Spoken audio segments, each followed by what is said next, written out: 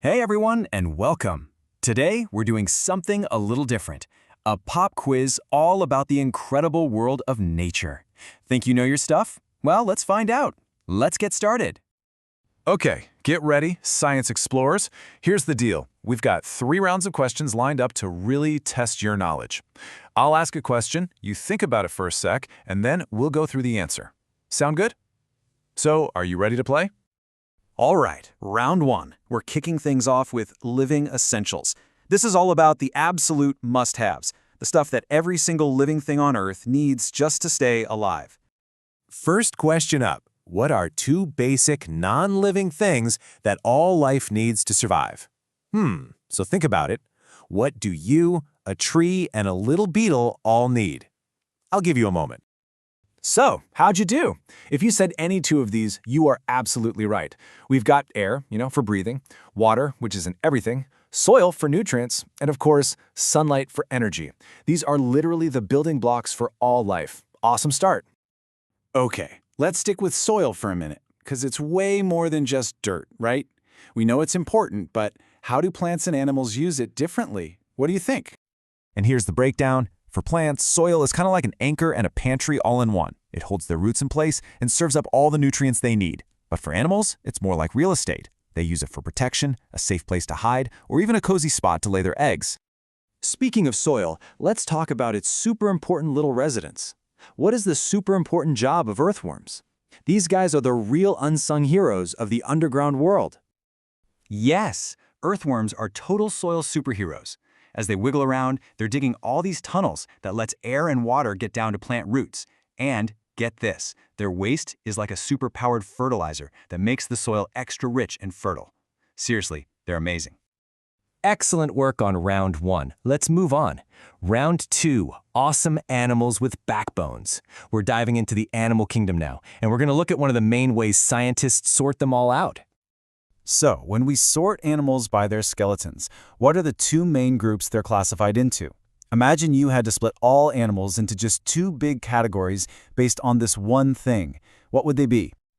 You got it. It's vertebrates and invertebrates. Vertebrates are animals with a backbone, like us. And invertebrates are all the animals without a backbone. It's a really simple idea, but it's one of the biggest dividing lines in the animal world. All right, let's stick with the vertebrates for a minute. There are 5 big groups. Can you name just 2 of them? Go on, give it a shot. Did you get any of these? We've got mammals, birds, reptiles, amphibians, and fish. If you even got 1 or 2, that's fantastic. Each one of those groups is totally unique. Okay, here's a trickier one for you. Why can vertebrates generally grow so much bigger than invertebrates? I mean, think about it. The biggest animals on Earth, like blue whales and elephants, are all vertebrates. Why is that?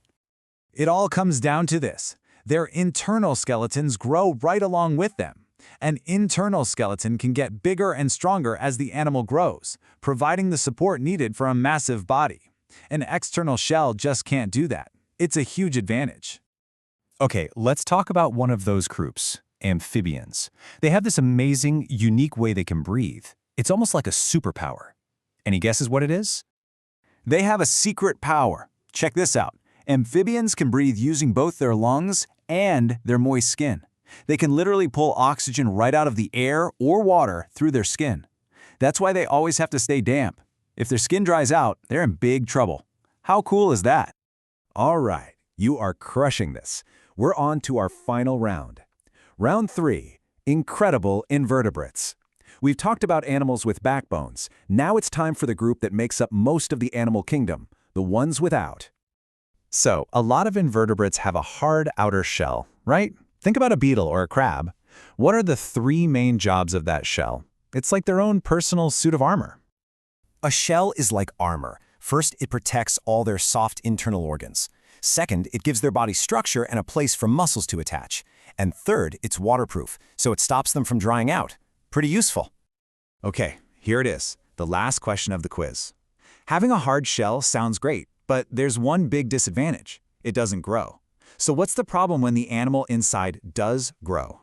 Well, as the animal grows, the shell gets too tight. So it has to shed or molt its old shell. But right after it molts, it's all soft and squishy. It's totally vulnerable until its new, bigger shell gets hard. It's a super dangerous time for them. And just before we finish, here's a little bonus fact for you. We've talked about internal skeletons and external skeletons, but there's another kind, a hydroskeleton. This is what things like jellyfish and worms use. It's basically a body filled with fluid that they squeeze with their muscles to move. So cool, right? A skeleton made of water?